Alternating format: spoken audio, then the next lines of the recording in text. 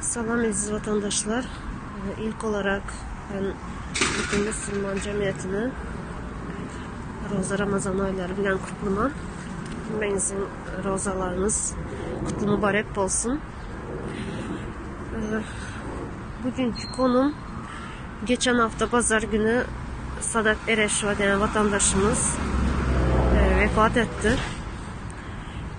İlk olarak onu vatandaşımızın yerler cennette bulsun, ya da yerler yaktı olsun. İnşallah şehitlik mertebesine gelmiştir.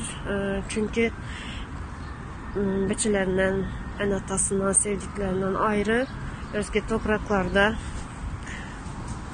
topraklarda gömüldü. Ve bunu aytmak bile, yani insana bunu söylemek bile ağır. Bu konuda ben sizlere şimdi aytmak istediğim şey, bu vatandaşımızın cenazesine benim özüm gittim. 6. gün Halmurat Ağa haber verdi YouTube'da. Pazar günü bilenler, yani cenazeye 12'de dediler, 1 saat önünden gittim. Yani karındaşlar olsa baş sağlık dileyin, varıp gepleşin, görüşün de. 2 kişi gittik. Vardık, hiç kim yok. Mezarlığın içi bomboş. Hiç kim yok. Son yanımdaki vatandaşımız bilen birimiz aylanmaya gittik. Mezarlığın taşlarını göreli. Belki başka yerdedir. Belki dışarıda mezarlığın ölyanın dışarında karışıp durandır da birimiz gittik. Birimiz hem karıştık ölyanın içinde, mezarlığın içinde. Son şu karaş otura baktım. Yine bir vatandaşımız geldi. Tanıştık, gepleştik. Siz hem dedi bu vatandaşımızın cenazesine mi geldiniz dedi. O dedik, şimdi gepleşip. Son o başta giden o vatandaşımız zvano etti. Mezarlık müdürlüğüne gelin de. Oraya gittik, aktardık. Taptık, gittik.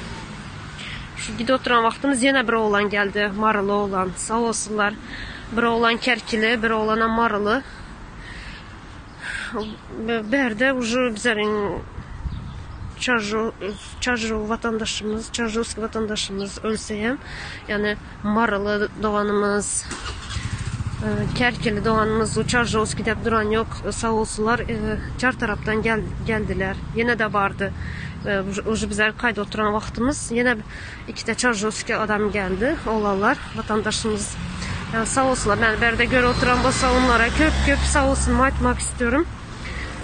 İşini gücüne koyup, yani pazar günü, aslında pazar günü dem almalı vakti, yani hemen işliydi. Bir hafta pazar günü dem almalı günümüz. Yatmayın,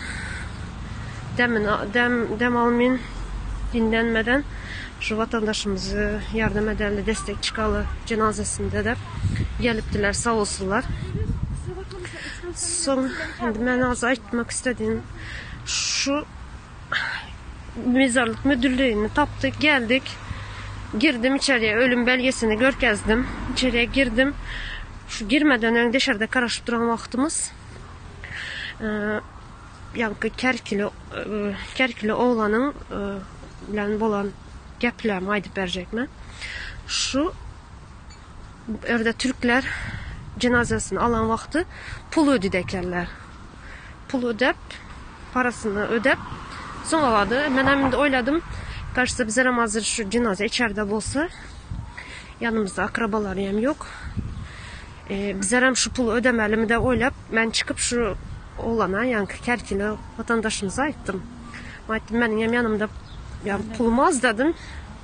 Yani pulu ödemeli olsa nimşe demiz dedim. Sonra içeriye girdim. Beni çağırdılar, gel dedi. Yakınımızsın, gel de çağırdılar. Sonra girdim. Şu giren vaktim bu oğlan, yani vatandaşımız Ukrayna'daki o oğlanlara zvano eden dostlarına, bizlerin yine hazır bir vatandaşımız öldü. Şuna pul gerek, sroçna pul tap bilemiz yok, yanımda pulum yok.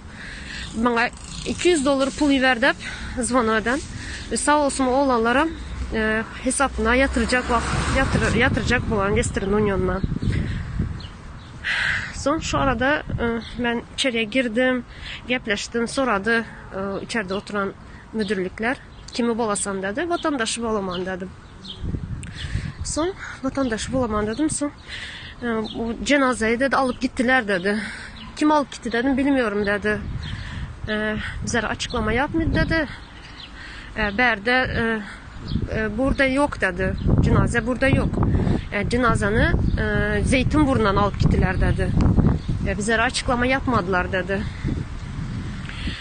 Tamam dedim. Çıktım. Son şu oğlan, yani vatandaşımız şu gep aytdı bana.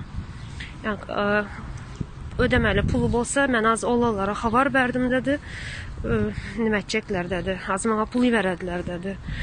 Şöyle ben yani yine bir gezek şu Türkmen halkından, Türkmen oğlanlarından gurur duydum. Sonra yine bir vatandaşımız şu konsolosluğun adamları cenazesini alıp gidenini eşitip YouTube'da video çekip YouTube'a koydu. Video çekip YouTube'a koyan son bu hazır indi düğün bolan gap bu. Enesine Türkmenistan'da baskı yaptılar. Baskı yaptılar. Bir ülkesi var 6 yaşında, yenesi var. Şuna baskı yaptılar indi. Şunu oğlum koydu dep. Ve polisler indi şu bu korkuzanı için elini mi çekti? Ben bunun konsolosluğunun adamlarına ayda oturan ve Türkmenistan'daki korkuza oturanlara ayda oturan. Bu oğlan elini mi çekti bu senin bu korkuzanın bilen? Yok. Tam tersine.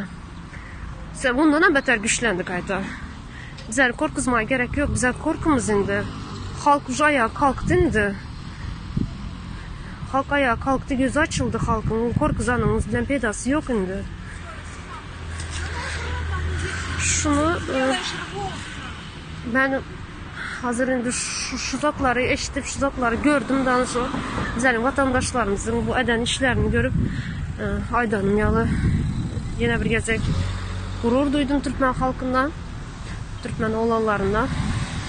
Bizlerin bunu gidek mert oğlanlarımız, kızlarımız köp. Şunun için Türkmenistan'ın içindeki, Türkmenistan'ın Türkiye'de bulan enatalar, Türkmenistan'ın içindeki enatalar, korkmanlar. Prosta sizler bizlere yaşlara ki poddeşka verinler, ruhumuz kaldırınlar, yanınızda denler. Bize sizler yanınızda poddeşka veremiz denler. O korkup gelen adamlara atvet verip korkup otursanızlar, bizler hiç kaçanım ayağa kalkıp bilmez. Bize yaşların ruhunu öldüresler kayda. Şunun için korkmanlar. Ve bu benim fikrimce her bir vatandaşın, her bir vatan söyleyen vatandaşın mukaddes borcu.